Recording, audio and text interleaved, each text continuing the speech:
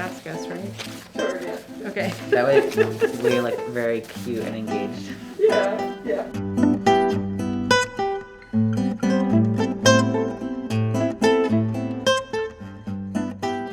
I'm Juliet Nelson, and this is the DBT Center of Lawrence, and we've been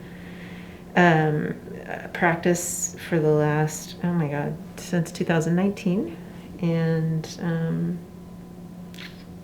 our specialty is dialectical behavior therapy. And I'm Killian Derusha. I'm a licensed clinical social worker, and I'm also on the team. We also do radically open DBT, and we have an adolescent program for both RO DBT and regular DBT, and we both do a lot of work in all of those areas. Well, the nutshell, dialectical behavior therapy was originally created by a woman named Linehan, and it was originally created to address issues of self-harm and suicide, and more serious issues in terms of emotion dysregulation. And over the years, it's become more of a go-to for difficult to address issues in therapy, and it has just grown in terms of its ability to address a wider range of things. It's a pretty intensive treatment. It involves both group and individual therapy weekly. And the group is a huge piece, and that is where clients learn skills in different areas and how to cope. So it's a very skills-based, eclectic model in terms of being a cognitive behavioral treatment, but also based on Zen Buddhism and meditation practices. So I could go on and on and on. Great. Yeah. Cool. Yeah. We also have a radically open DBT program, which focuses on helping people who maybe feel like they have too much self-control, people who struggle with very high levels of perfectionism, high sets of standards and rules for themselves, very rigid thoughts, and help people be able to rejoin their groups and their social support networks in a way that makes them feel safer and more relaxed and engaged, and be able to participate in life. So that's kind of in a nutshell our programs.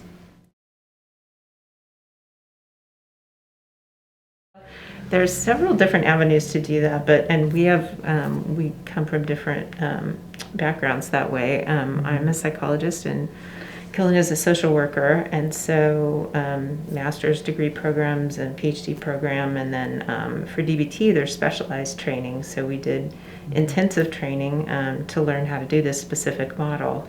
Our agency is certified in DBT, and we worked over the past few years to accomplish that, and we just became certified a couple of months ago, I want to say. Yeah. And so that was also a process that involved a lot of work and working with people, really esteemed people in the field, to make sure that we are doing treatment right, and having people supervise our stuff. And now that we're finished, we're that was pretty exciting. Yeah, we're the only certified place in this state, and I think one of 6 in the Midwest. It's just really exciting.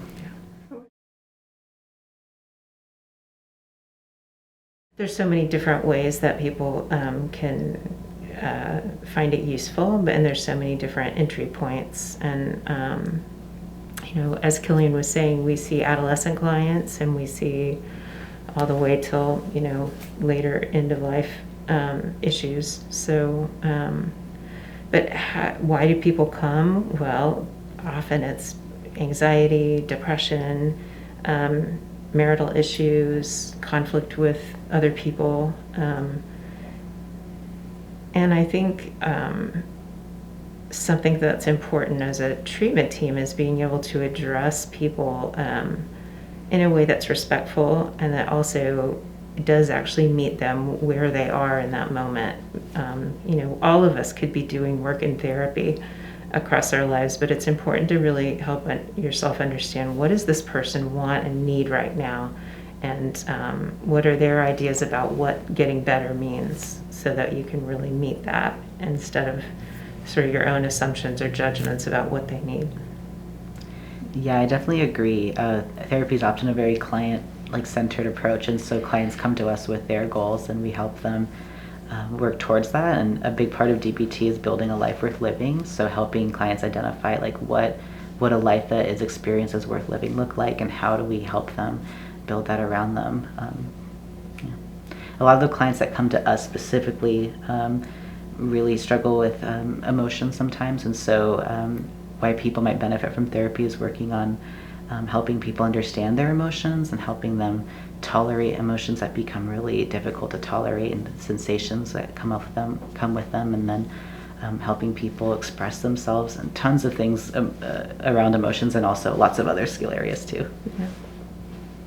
So we talk about some of the things that people are doing as maladaptive coping, because many things like self-harm or suicide attempts are really failed attempts to cope adequately.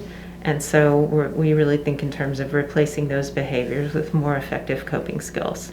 So it's, trying to address that. Be patient. There's a lot of need right now, and we hear all the time that people have been trying other places and people are full. So I would say be patient and persistent. We don't keep a waiting list because it's really hard, and we don't want people to necessarily wait for therapy, and it's hard for us to know how long it will take to get certain people. So we just open up our website when we have openings, and then we close it again when we don't, and it's a hard way to handle that. It makes me feel sad that we can't see more people, but that's kind of, I would just say, be persistent, and also be willing to try out someone. And we all have preconceptions about who we're going to work well with, but I would say be patient and also give people a chance. Often someone could find a better fit than they might, they might be a better fit with someone than they would think. Yeah. Yeah, I think anything that a potential client could do to help find somebody that might be a good fit for them when it comes to the types of treatment is helpful. I know on our website we have a lot of information about like what we do in our program, so any kind of research you can do to make sure like, yes, this is what I'm needing is really helpful. So we're not playing like therapy phone tag of like, where are you going to end up with referrals if you're not going to, if this wouldn't be the place to benefit from treatment.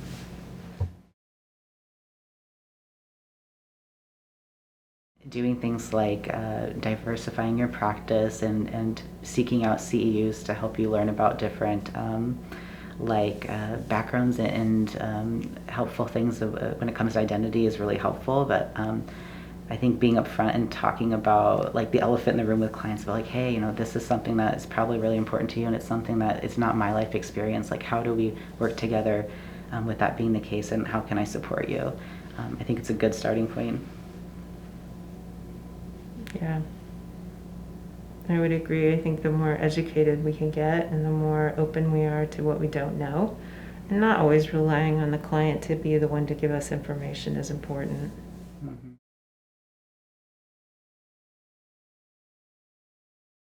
Yes. Yeah. We do a lot of work with queer people in general, but we also have some people in our team who like more focus on LGBTQ clients. I myself do a lot of work with trans and non-binary people and helping people do DBT while also navigating identity work and seeking resources that help them feel affirmed in their life and their identities. So I think we do some really great work with that. Yeah, I would agree. I feel comfortable with that work, but having Killian over the last few years really educate our team has made me feel even more comfortable. Yeah. So I feel really good about that. Yeah. We also have some really great people on our team who work a lot with people with disabilities, and I think we have a lot of an intersectionality focus when it comes to not just focusing on DBT, but focusing on like the client in DBT and their lives and their identities. If someone makes a decision that they don't want to continue to work with me, I'm really open to helping them navigate and find a new provider. So I think being open about that and non-defensive, and also normalizing, some people stay with you for a period of time and then realize that they need something else. And why wouldn't, I guess having used therapy myself, I know that I got different things from different people. It was very helpful when people were open to me, changing providers. So I think not doing any shaming around that is important. And helping understand too, like what people actually want. I think there's a certain amount of level of listening involved in that. I totally agree. I wouldn't want to go to the same hairstylist over and over again if I felt like we didn't connect and I wasn't happy. And that's just hair. So mental health is really important, and rapport is everything. And if you're not clicking, like, it makes sense to figure out what is it you need and how can we help you find the right person.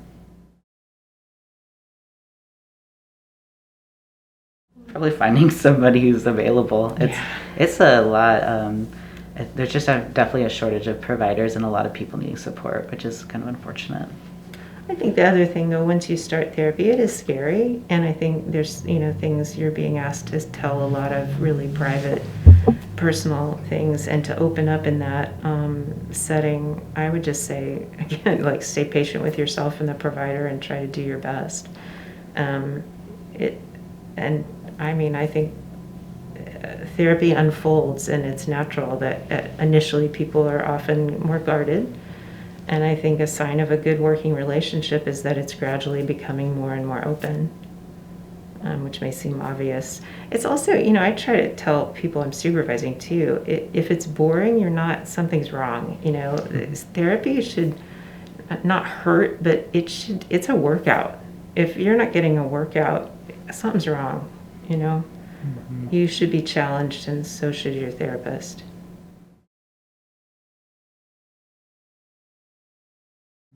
Well, I would say we're pretty good with the suicide one because it's so common that people who come here have either had a lot of suicide ideation in the past or currently, or attempts. And I would say we have a pretty high tolerance level. We don't want people to be hospitalized. There's no, evidence that suggests that people should be hospitalized unless they're so acutely suicidal that they need to be kept safe.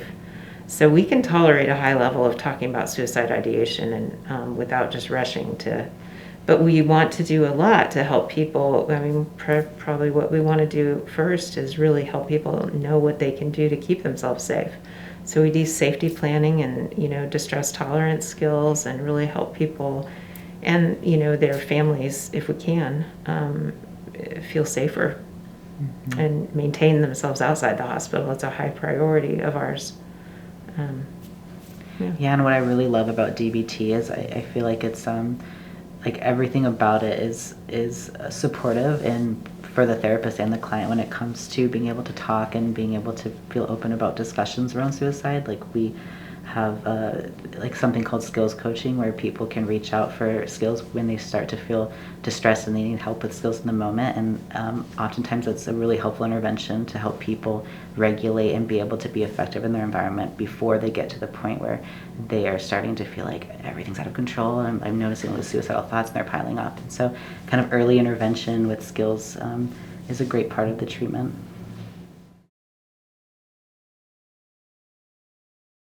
Don't give up. Mental health is so important, and people should keep investing the time in finding the right person. And yeah, and I want to really plug for those who are underserved population. Like we have a lot of clients identify as women, but we don't really see a lot of men reaching out, and I think that's starting to maybe change a little bit. Mm-hmm. But that's true. Don't feel afraid to seek out help if you want it. I think we're fabulous people, and we can offer support in many ways, and this is a great treatment, so try reaching out. Yeah.